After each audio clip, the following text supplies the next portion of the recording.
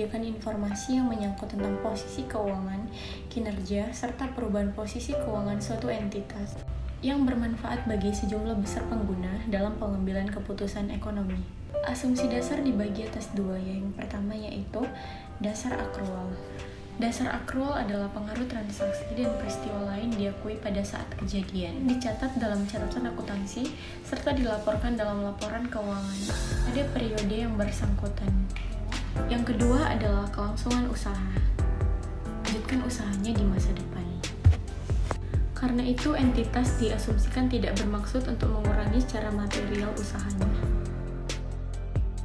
Selanjutnya ada beberapa karakteristik laporan keuangan. Yang pertama, dapat dipahami, yang kedua relevan, yang ketiga keandalan, dan yang keempat dapat dibandingkan. Dalam relevan ini terdapat materialitas, yaitu berkaitan dengan apakah kesalahan atau kelalaian laporan keuangan dapat mempengaruhi keputusan investor atau pemangku kepentingan lainnya. Yang kedua yaitu ada nilai prediksi, yaitu kemampuan informasi yang disajikan dalam laporan keuangan untuk membantu para pengguna tersebut dalam membuat perkiraan atau memprediksi kejadian di masa yang akan datang. Yang ketiga itu ada nilai konfirmasi, yaitu kemampuan informasi yang disajikan untuk membantu pengguna dalam menilai atau mengkonfirmasi hasil atau ekspektasinya di masa lalu. Dan di keandalan ini terdapat penyajian jujur, substansi mengungguli bentuk, netralitas, pertimbangan sehat, dan kelengkapan. Selanjutnya yaitu ada kendala informasi yang relevan dan andal. Itu yang pertama ada tepat waktu, yang kedua keseimbangan antara biaya dan manfaat, yang ketiga penyajian wajar. Dalam tepat waktu ini yang dimaksud yaitu harus disajikan tepat waktu agar tetap relevan dan berguna dalam pengambilan keputusan laporan keuangan. Yang kedua ini keseimbangan antara biaya dan manfaat, yaitu harus dihasilkan dengan memperhatikan biaya dan manfaatnya dalam informasi keuangan tersebut. Dan yang ketiga ini ada penyajian wajar, yaitu bahwa laporan keuangan ini harus mencerminkan posisi keuangan dan hasil kinerja entitas secara akurat sesuai dengan standar akuntansi yang berlaku. Yaitu posisi keuangan dan kinerja.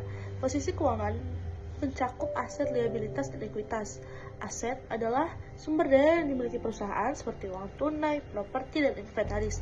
Liabilitas adalah kewajiban atau hutang yang harus dibayar oleh perusahaan, sedangkan ekuitas hak pemilik terhadap aset setelah dikurangi liabilitas. Kinerja ada dua, yaitu penghasilan dan beban. Penghasilan adalah pendapatan yang diperoleh perusahaan dari kegiatan bisnisnya, sedangkan beban biaya atau pengeluaran yang timbul untuk menjalankan usaha seperti gaji atau bahan baku. Pengakuan adalah proses mencatat suatu pos jika memenuhi definisi dan kriteria laporannya. Pos diakui jika 1. Ada potensi manfaat ekonomi dari pos tersebut, dan yang kedua nilainya dapat diukur. Akan menjelaskan tentang measurement. Measurement atau pengukuran adalah proses penetapan jumlah uang untuk mengakui dan memasukkan setiap unsur laporan keuangan ke dalam neraca dan laporan laba rugi. Pengukuran mencakup beberapa dasar, yaitu yang pertama ada biaya historis, yang kedua ada biaya kini, yang ketiga ada nilai realisasi atau penyelesaian, dan yang keempat ada nilai sekarang. Biaya historis merupakan biaya yang telah dikeluarkan dan dibayar di masa lalu. Biaya historis biasanya ditangguhkan dan diakui sebagai biaya yang berkelanjutan. Biaya historis merupakan metode pengukuran di mana aktiva dinilai sebesar pengeluaran kas atau setara kas yang dibayar, atau nilai wajar dari imbalan yang diberikan untuk memperoleh aktiva pada saat perolehannya. Kewajiban dinilai sebesar jumlah yang diterima sebagai penukar kewajiban, atau jumlah kas yang diharapkan akan dibayar untuk memenuhi kewajiban. Jadi, nilai historis merepresentasikan nilai yang benar-benar terjadi pada saat aktiva atau kewajiban diakui. Baik, di sini saya akan menjelaskan tentang biaya masa kini. Jadi biaya masa kini itu dapat kita ketahui secara sederhana itu adalah biaya yang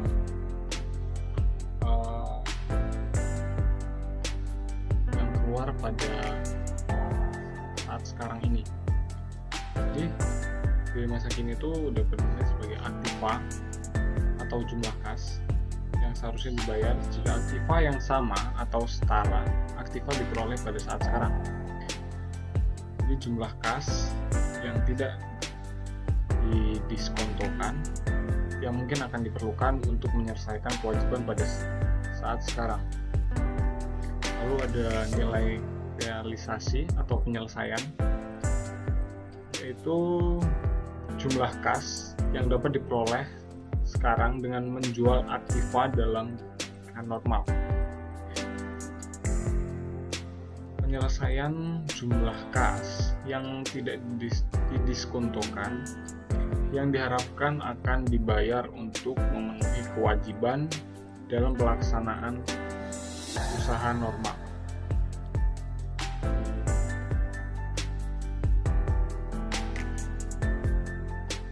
Nilai sekarang present value aktiva dinilai sebesar arus kas masuk berisi di masa depan yang didiskontokan ke nilai sekarang dari pos yang diharapkan dapat memberikan hasil dalam pelaksanaan usaha normal. Kewajiban nilai besar arus kas keluar di masa depan yang didiskontokan ke nilai yang ditambahkan. Nilai sekarang present value dari kewajiban dinilai sebesar arus kas keluar di masa depan yang didiskontokan ke nilai sekarang dengan menggunakan tingkat diskonto yang sesuai. Diskonto ini mencerminkan waktu dan resiko arus kas yang diharapkan terjadi. Proses ini penting dalam akuntansi dan penilaian aset untuk menentukan nilai wajar dari suatu kewajiban atau aktiva berdasarkan arus kas yang dihadapkan di masa depan.